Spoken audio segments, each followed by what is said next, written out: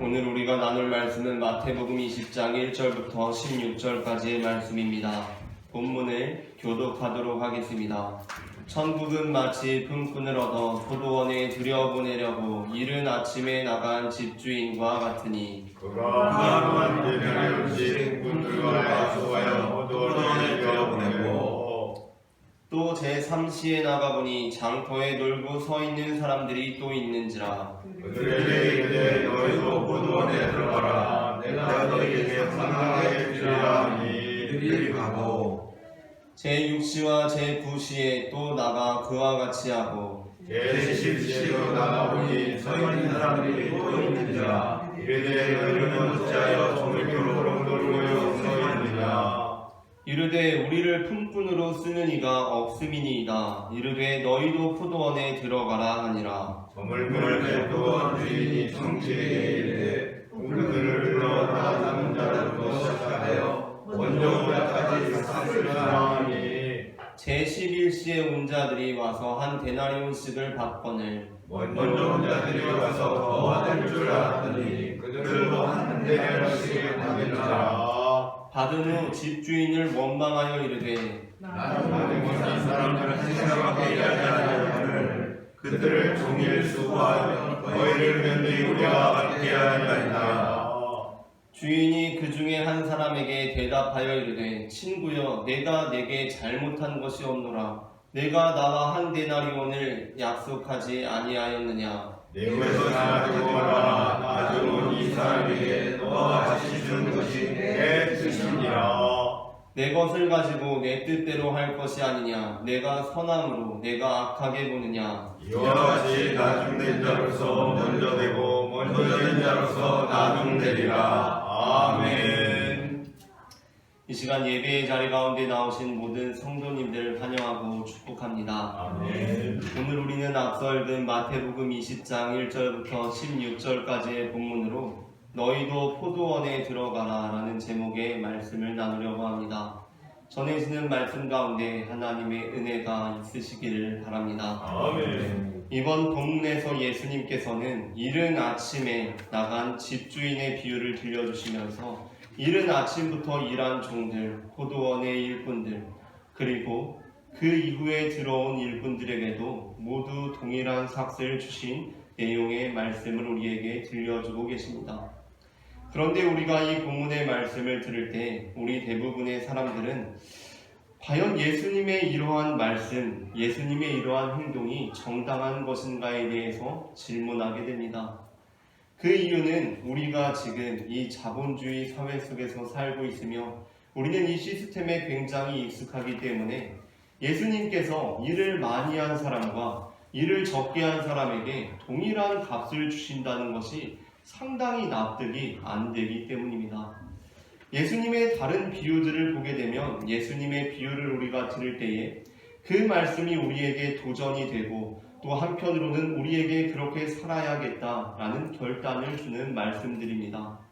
예수님께서 포도원의 품꾼들 비유를 들려주시기 전에 우리에게 들려주셨던 말씀인 용서할 줄 모르는 종 비유, 우리가 지난주에 들었던 그 말씀의 내용이 어떠한 말씀이었습니까? 어떤 한 종이 임금에게 1만 달란트의 빚을 가지고 있었는데 종이 그 주인이 종의 빚을 탕감하여 주었습니다. 그러자 그 종은 내가 탕감받았구나 너무 기쁜 마음을 갖게 되었습니다. 그런데 밖으로 나가서 자신에게 100데나리온 빚진 사람을 만나게 되었습니다. 그러자 이 사람이 어떻게 합니까? 자신에게 100데나리온 빚진 사람의 목을 잡고 멱살을 잡고 빚을 갚으라고 독촉하며 그 옥에 가두게 됩니다. 우리가 그 말씀을 들었을 때 우리의 마음에 드는 마음은 어떠한 마음이 우리의 마음에 듭니까? 그 종의 모습이 바로 나의 모습이구나 라는 생각을 하게 됩니다. 내가 1만 달란트를 탕감받은 종이 바로 나인데 내가 그렇게 살지 못했구나 라는 생각을 하게 됩니다. 그리고 또 한 가지 어떤 생각을 하게 됩니까? 그 1만 달란트 탕감받은 종이 자신에게 100데나리온 빚진 사람을 용서해 주었다면 얼마나 좋았을까 라는 생각을 하게 됩니다. 또한 예수님께서 하신 비유 중에 굉장히 유명한 비유인 탕자의 비유를 듣게 될 때도 우리가 받는 느낌은 동일합니다. 그 집 나간 둘째 아들의 모습이 바로 나의 모습이구나. 예수님께서 나를 그렇게 맞아주시는구나 라는 생각도 하게 되면서 우리는 또한 그 둘째 아들이 돌아왔을 때 그것을 마땅치 않게 여겼던 큰아들의 모습을 보면서 어떠한 마음을 갖게 됩니까? 그 둘째 아들이 돌아왔을 때 함께 기쁨의 잔치에 참여하지 못하고 불평하고 원망하는 모습이 바로 나의 모습이구나. 아버지께서는 모든 것을 나에게 주셨는데 나는 그것에 감사하지 못하며 살고 있었구나. 그 큰아들이 자신이 동생이 돌아온 것으로 인하여 함께 기뻐하고 즐거워했다면 더 좋았겠다라는 생각을 하게 됩니다. 그러니까 예수님께서 들려주신 비유의 말씀들은 보편적인 사람들이 들었을 때 다 납득이 되고 그것이 이해가 되고 나도 그렇게 살아야겠다. 그 사람들이 그렇게 행하는 것보다는 예수님의 말씀대로 행했다면 또 좋았겠다라는 생각을 하게 됩니다. 그런데 오늘 본문의 말씀은 우리가 그 배경을 잘 알지 못하면 참 이해하기 어려운 말씀입니다. 주인이 이른 아침에 종들을 부르고 내가 너에게 삭슬 주겠다, 한 데나리온 주겠다 약속합니다.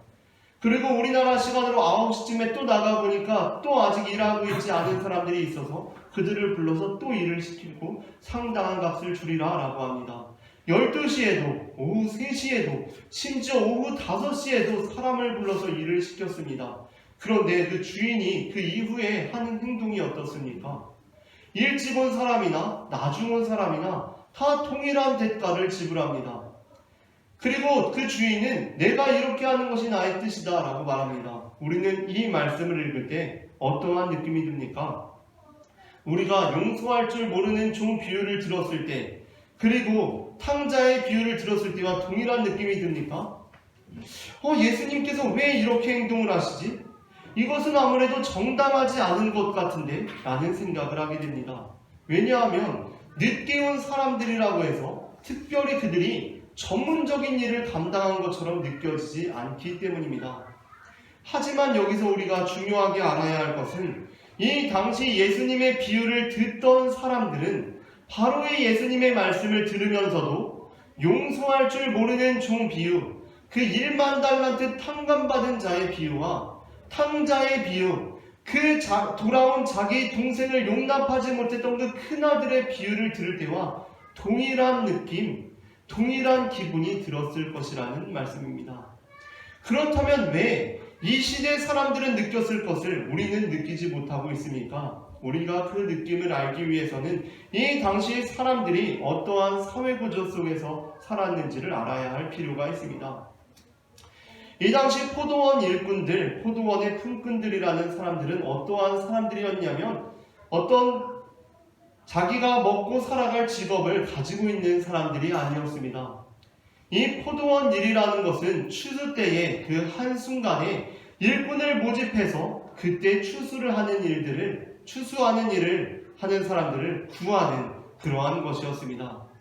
그러므로 추수원 품꾼들로 살아간다는 것은 오늘 이 시대로 말하자면 정규직이 아니라 비정규직, 심지어 비정규직도 아니고 일용직 노동자로 살아가고 있었다는 것을 의미합니다. 이 포도원 품꾼들 사람들은 참 열악한 형편에 놓여있는 사람들이었습니다.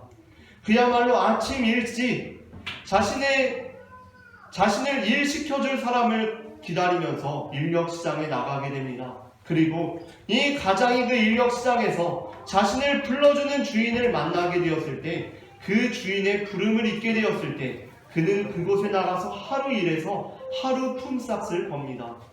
그 품삯으로 할 수 있는 것이라고는 많지 않습니다. 그냥 노동자가 하루 버는 일당을 버는 것입니다. 그리고 그 가장이 그 돈을 벌고 집에 돌아갔을 때에야 비로소 그 한 가정 식구들이 하루 먹을 수가 있습니다. 우리는 오늘날 삼시세끼를 먹으면서 살고 있지만 불과 몇십 년 전만 해도 사실 우리나라에서도 삼시세끼를 먹는 것이 흔한 일이 아니었습니다. 이 당시 유대인들 역시 삼시세끼를 먹는다는 것은 불가능한 일이었습니다. 보통 한 끼 먹습니다. 저녁을 먹습니다.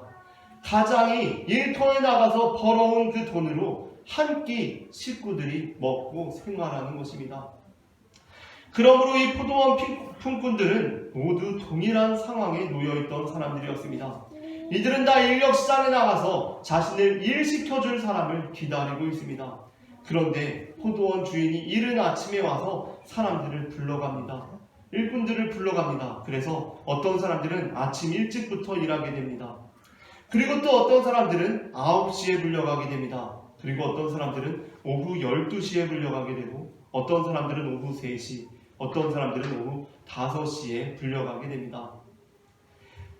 그러니까 우리가 이 본문을 보았을 때에 이 주인이 3시쯤에 그 포도원 일 시킬 사람들을 부르러 가서 사람들을 불렀을 때 11시에 사람들을 부르게 되었을 때 오후 5시에 그 인력시장에 가서 사람들을 보게 되었는데 아직도 일하지 않고 일터로 나가지 않고 오후 5시가 되었는데도 그곳에서 자신을 불러줄 주인을 기다리고 있는 사람들을 만나게 되었을 때 이 주인이 묻습니다. 아니 당신들은 왜 지금까지 일터에 나가서 일하지 않고 여기서 이렇게 놀고 있습니까? 라고 묻습니다. 그러자 이 사람들이 어떻게 대답합니까? 저희는 불러주는 사람이 없어서 지금도 여기에서 놀고 있습니다. 우리를 쓰는 이가 없기 때문입니다. 라고 말합니다. 그러니까 우리가 생각할 때는 이 사람들이 놀고 있는 것이 게을러서 놀고 있거나 지금 일하지 않고 놀고 있는 것이 태평하게 사람들이랑 수다 떨면서 장기 두면서 기다리고 있는 것이 아니라는 것을 알게 됩니다. 우리는 이 사람들의 심정을 알아야 합니다. 이 사람들은 오늘 이 사람들이 돈을 벌고 집에 돌아가야 하루 가족들이 먹을 수가 있습니다. 그래서 이른 아침에 인력시장에 나갔습니다. 그런데 이른 아침에 자신을 불러주는 사람이 없습니다. 9시가 되었는데도 자신을 부르지 않습니다. 12시가 되었는데도 불러주지 않습니다. 3시가 되었는데도 오후 5시가 되었는데도 이들을 불러주는 사람이 없습니다. 그때 이들의 마음이 어떠한 마음이었겠습니까? 이들은 너무나 초조하고 불안했을 것입니다. 오늘 내가 하루 일하고 집에 돌아가야 우리 가족이 내 새끼들이 먹을 수가 있는데 지금 오후 3시가 되었는데도 오후 5시가 되었는데도 아무도 나를 불러주지 않습니다. 그래서 그곳에서 인력시장에서 지금도 놀고 있습니다. 그 놀고 있다는 것이 무엇입니까? 태평하게 있는 것이 아닙니다. 불안해하고 초조해하면서 그곳에서 발을 동동 구르면서 눈물을 글썽거리면서 앉아 기다리고 있는 것입니다. 그런데 이 사람들을 주인이 불러주었습니다. 너희도 내 포도원에 가서 일하자. 내가 너희에게 일당을 주리라 라고 해서 가서 일합니다. 그렇게 다 일을 했습니다. 그리고 품삯을 줄 때가 되었습니다. 그래서 주인이 품삯을 줍니다. 일을 적게 한 사람들에게 품삯을 줍니다. 그런데 그때 이른 아침부터 일했다고 하는 사람들이 화를 냅니다. 분개합니다. 주인님, 이것은 부당하지 않습니까? 저희는 이른 아침부터 와서 이렇게 일을 했습니다. 저희는 더위를 견뎠습니다. 그런데 어떻게 우리와 저들을 동일하게 취급할 수 있습니까? 라고 분개합니다. 그때 이 당시의 사람들, 포도원 일꾼들의 사정을 잘 알고 있던 유대인 청자들은 어떠한 마음이 들었겠습니까? 저들의 말이 너무 가혹하다라는 마음이 들었을 것입니다. 그들은 게을러서 지금 오후 5시에 들어온 사람들이 아닙니다. 그들은 태평하게 놀고 있다가 낮잠이나 자고 있다가 오후 3시에 저 일할게요 하고 온 사람들이 아닙니다. 그들 역시 초조하게 불안하게 자신을 일꾼으로 써줄 주인을 기다리고 있었지만 불러주는 이가 없어서 그렇게 있었습니다. 그런데 주인이 늦게 불러서 그들은 이제야 들어와서 일할 수 있었습니다. 이제 그들이 하루 일당을 벌고 집에 돌아가야 그들의 가족이 먹을 수가 있습니다. 그런데 일찍부터 와서 일했다고 하는 사람들이 자신들의 수고가 무언가 대단한 것인 것처럼 주인에게 이렇게 따집니다. 주인님, 이것은 부당합니다. 저희는 아침 일찍부터 나와서 수고했습니다. 라고 말입니다. 그러니 이 얼마나 가혹한 말입니까? 그들은 어떠한 특별한 자격증이 있어서, 그들은 어떠한 특별한 전문적인 능력이 있어서 이른 아침부터 와서 일했던 것이 아닙니다. 그들 역시 동일한 품꾼들이었습니다. 그렇다면 그들은 어떻게 일찍부터 와서 일할 수 있었던 것입니까? 주인이 일찍 불러주었기 때문에 그들은 일찍부터 와서 일할 수 있었습니다. 그렇다라고 한다면 누가 더 하나님의 은혜를 입은 사람입니까? 여러분이 만일 포도원 일꾼들이라고 한다면, 우리들이 만일 포도원 품꾼들이라고 한다면, 우리는 오늘 하루 인력시장에 나가게 되었을 때 이른 아침에 주인에게 불려가고 싶습니까? 아니면 오후 늦게까지 부름받지 못하는 하루를 경험하기를 원하십니까? 우리는 모두 이른 아침부터 불려가길 원할 것입니다. 차라리 그것이 가서 일하는 그 시간들이 복된 시간이라는 것입니다. 이른 아침에 오전 6시에, 오전 9시에 주인이 나를 불러줘서 가서 일합니다. 얼마나 즐거운 일입니까? 오늘 내가 여기서 열심히 일하고 집에 돌아간다면 일당을 받아 집에 돌아가서 나의 가족들이 오늘 하루도 먹고 살 수가 있을 것입니다. 그런데 나를 불러주는 사람이 없습니다. 그것은 너무나 고통스러운 삶이라는 것입니다. 그들은 오히려 그 값을 다 감당했습니다. 그런데 일찍 들어온 사람이 이렇게 말합니다. 주인님, 이것은 부당합니다. 저는 더 많이 일했습니다. 라고 말입니다. 우리는 이 본문을 보게 되면서 우리의 모습을 돌아보게 됩니다. 우리는 어떠한 삶을 살아가고 어떠한 말을 하며 살아가고 있는지를 말입니다. 예수님께서는 포도원 품꾼들에 관한 비유를 전하시기 전에 예수님께 재물이 많은 청년이 찾아왔었다라고 마태복음 본문은 우리에게 전해주고 있습니다. 예수님께 재물이 많은 청년이 찾아왔고 내가 어떻게 하여 영생을 얻을 수 있겠습니까? 라고 예수님께 묻습니다. 그러자 예수님께서는 계명들에 대해서 말씀하십니다. 그러자 이 부자 청년이 제가 그 모든 것을 다 지켰습니다. 라고 대답합니다.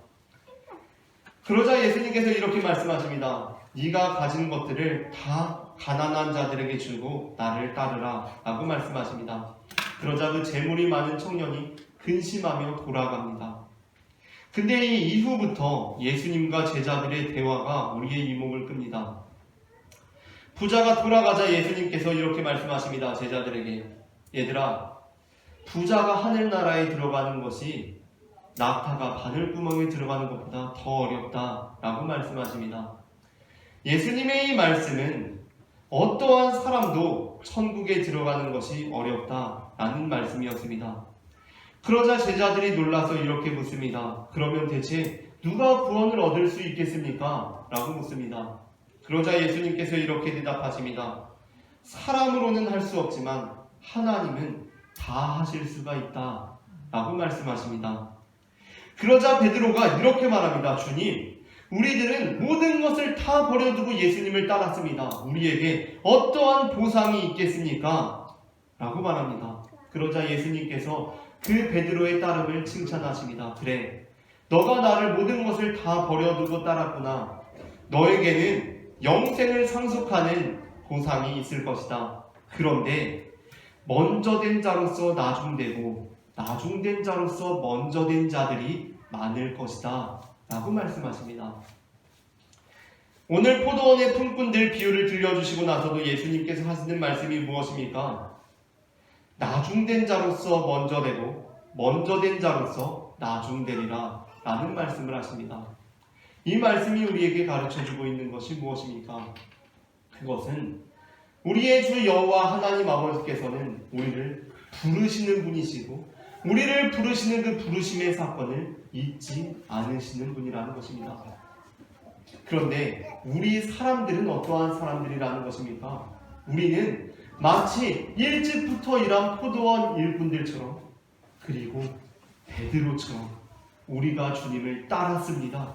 주님, 내가 일찍부터 와서 일했습니다 라고 말하는 사람들이라는 것입니다. 우리는 천국과 지옥이 있다고 믿는 사람들입니다. 그리고 천국은 우리가 영원히 하나님과 교제하며 영원한 하나님 나라의 복을 누리며 살아가는 곳이라고 믿는 사람들이고, 우리는 지옥은 영원히 형벌당하는 곳이라고 믿는 사람들입니다. 우리가 그것을 정말 참으로 믿는 사람들이라면 우리는 천국을 너무나도 기쁜 곳으로, 그리고 지옥은 정말 너무나도 무서운 곳으로 알고 있어야 합니다. 그런데 하나님께서 우리를 불러주셨습니다.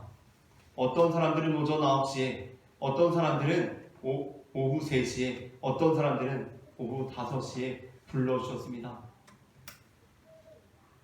그런데 우리는 간혹 베드로와 같이, 그리고 포도원 품꾼의 일찍부터 일한 포도원 품꾼들과 같이 말할 때가 있습니다.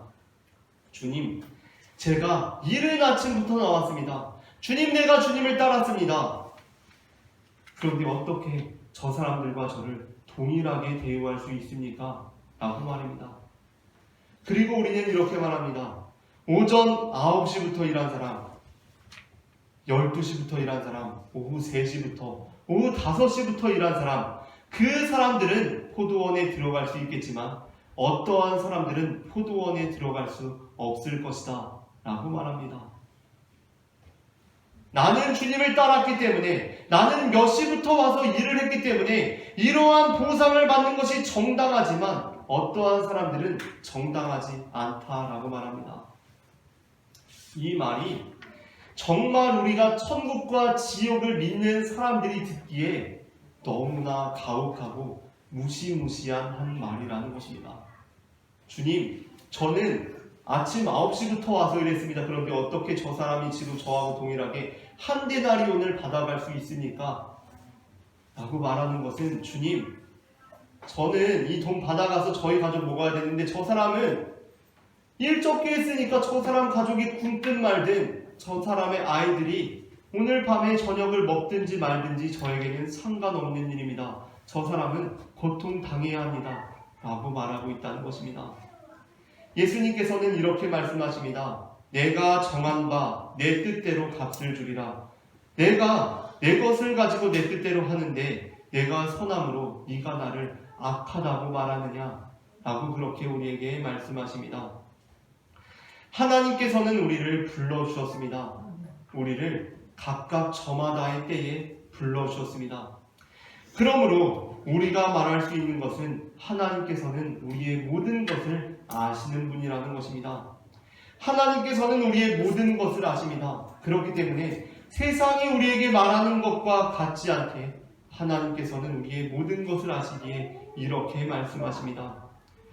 먼저 된 자로서 나중되고 나중된 자로서 먼저 된 자들이 있을 것이다 라고 말합니다. 하나님께서는 우리의 모든 것을 아시고 하나님께서는 우리의 모든 상황을 자신의 책임으로 돌리십니다. 어떤 사람은 9시부터 와서 일했고, 어떤 사람은 12시부터 와서 일했고, 어떤 사람은 3시, 어떤 사람은 5시부터 와서 일했습니다. 그런데 우리는 내가 이렇게 주님을 따랐습니다. 내가 모든 것을 버리고 주님을 따랐습니다. 라고 주님께 우리에게 말할 때 주님께서는 저 부자 청년을 보라고 말씀하십니다. 그 말씀이 무엇입니까? 베드로는 잊고 있는 것이 있습니다. 그것은 바로 예수님께서 친히 자신의 일터에 찾아와 자신을 불러주셨다는 것입니다. 예수님께서 갈릴리 해변에 베드로에게 찾아오셨습니다. 그리고 베드로를 부르셨습니다. 베드로는 그렇게 예수님을 따랐습니다. 그런데 베드로는 예수님의 부르심을 잊고 주님, 내가 주님을 이렇게 따랐습니다 라고 말합니다. 그런데 예수님께서는 부자 청년을 바라보시면서 이렇게 말씀하십니다. 부자가 하늘나라에 들어가는 것이 어렵지만 하나님의 나라에 들어가는 것이 사람은 할 수 없지만 하나님께서는 다 하실 수 있다 라고 말씀하십니다. 그 말씀이 어떠한 의미입니까?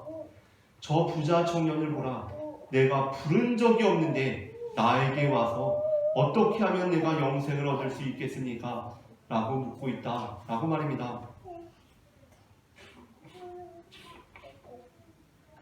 어떤 사람들은 하나님께서 특별히 가난한 사람들을 사랑하신다 라고 말합니다. 하나님의 제자된 사람들을 그러한 사람들이다 라고 생각합니다. 그런데 마태복음이 우리에게 일러주고 있습니다. 그것은 예수님께서 십자가에 달려 돌아가셨을 때 모든 제자들이 다 도망간 순간에 예수님, 그 시체를 제가 장사할 수 있게 해주십시오 라고 용기 있게 나갔던 사람, 아리마대 요셉이라는 사람이 있습니다. 그 사람이 바로 부자였다 라고 마태복음은 우리에게 전해주고 있습니다.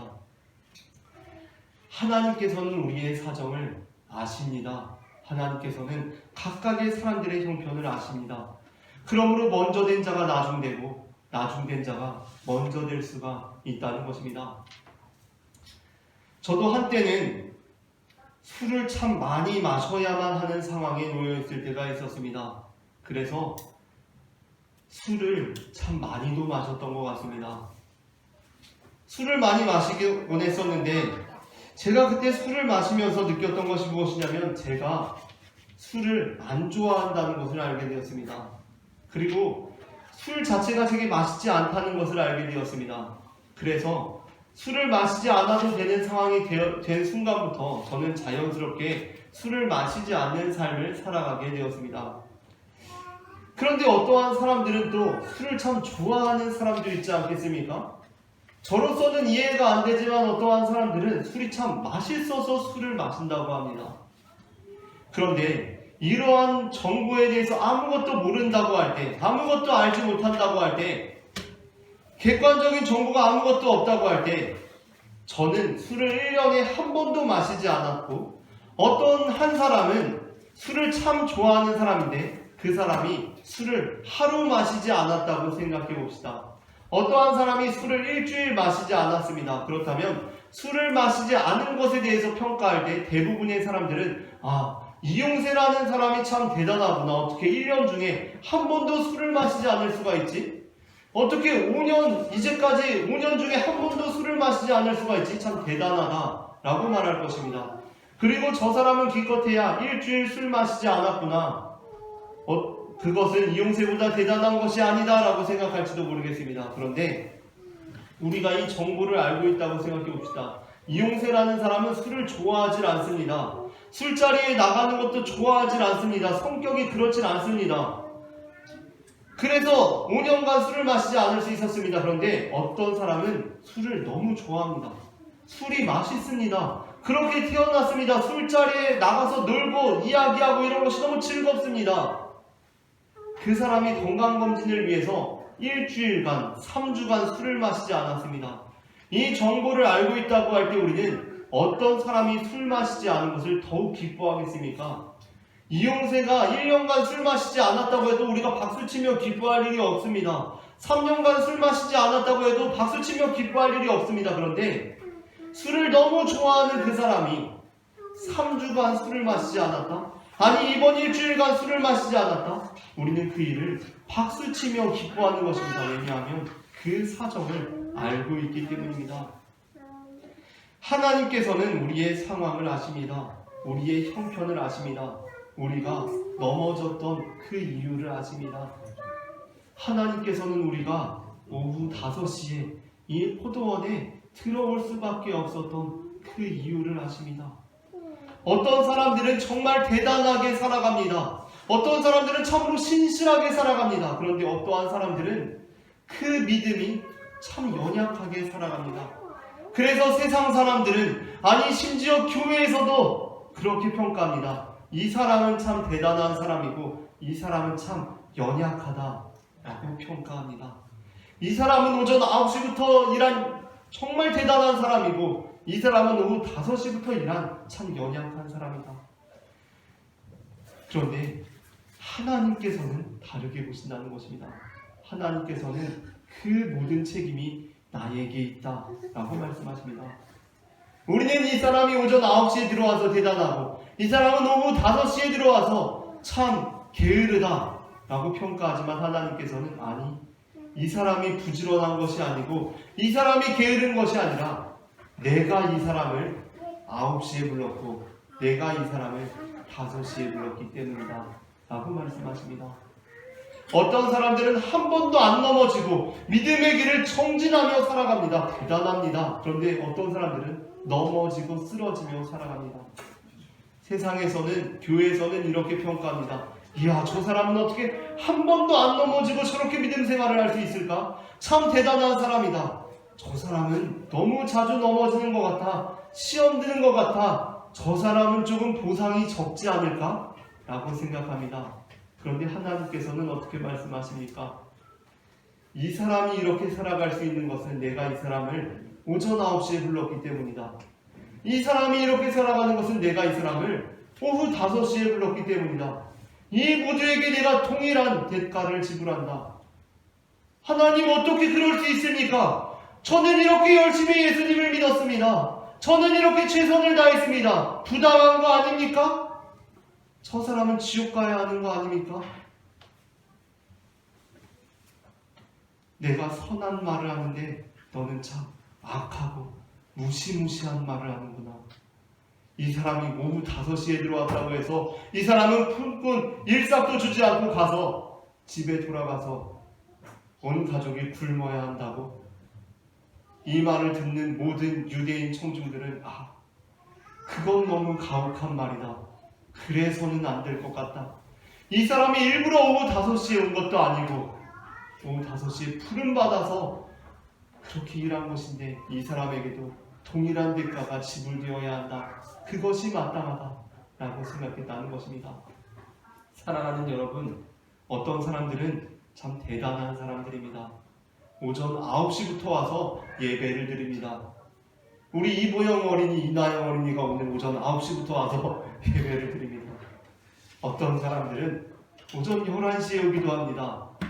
어떤 사람은 이번 주의 상황에 따라서 못 오기도 합니다. 한 달에 한 번 오기도 합니다. 한 달에 한 번 온 사람이 나하고 동일한 대가를 받는다고? 아니 1년에 한 번 성탄절에 온 사람이 그 사람도 나랑 똑같이 천국에 간다고? 하나님, 뭔가 부당한 거 아닙니까? 저 사람 지옥 가야 되는 거 아닙니까? 라는 말이 듣는 순간 내가 너무 가혹한 말을 했구나. 무시무시한 말을 했구나. 저 사람은 그렇게 부름받았을 뿐인데 하나님, 저 사람은 늦게 왔으니까 저 사람 집에 돌아가서 다 쫄쫄 굶어야 하는 거 아닙니까? 라는 그 말은 하나님, 내가 오전 9시에 와서 일하는 것이 무슨 내가 대단한 사람인 것 마냥 말하고 있다는 것입니다. 주님의 부르심을 기억하는 우리 모두가 되기를 원합니다. 베드로가 예수님을 따를 수 있었던 그 이유는 예수님께서 그를 불러주셨기 때문입니다. 그의 일터에 친히 찾아오셔서 예수님께서 나를 따르라라고 불러주셨습니다. 우리가 오전 9시에 이렇게 나와서 예배드릴 수 있었던 이유, 오전 11시에 나와서 예배드릴 수 있었던 이유, 우리가 이른 아침부터 포도원에 와서 일할 수 있었던 그 이유가 무엇입니까? 내게 무슨 자격증이 있었기 때문입니까? 내가 무슨 포도 잘 따는 기술을 가지고 있었기 때문입니까? 이 비유에서는 그렇게 말씀하지 않습니다. 그가 그렇게 부름받았기 때문입니다. 또 어떤 사람은 참 연약하게 신앙생활을 합니다. 넘어지며 신앙생활을 합니다. 우리가 그 사람을 보며 어떠한 마음을 품어야 하겠습니까? 그 사람이 그렇게 부름받았기 때문입니다. 이용세가 이제까지 죽을 때까지 술 한 방울도 안 마시는 것 정말 대단한 일이 아닙니다. 박수 받을 만한 일이 아닙니다. 왜냐하면 이 사람은 술이 맛없게 느껴지도록 부름받았기 때문입니다. 어떤 사람은 술의 유혹에 참 연약할 수 있습니다. 매일 넘어질 수 있습니다. 그러나 노력하고 작심삼일이지만 그렇게 결단하면서 일주일에 4번 마시고 3번 안 마시는 삶을 살아갈 수 있습니다. 하나님께서는 어떤 모습을 보시면서 참 흐뭇한 미소를 지으시겠습니까? 이용세가 술 한 방울도 안 마시면서 사는 것을 보면서 하나님께서는 별로 기뻐하지 않으실 것 같습니다. 그런데 어떤 한 사람이 오늘 하루 술 안 마신 것을 보면서 유혹에 넘어지지 않은 것을 보면서 하나님께서는 너무나 기뻐하시는 것입니다. 그리고 그에 합당한 대가를 지불하시는 것입니다.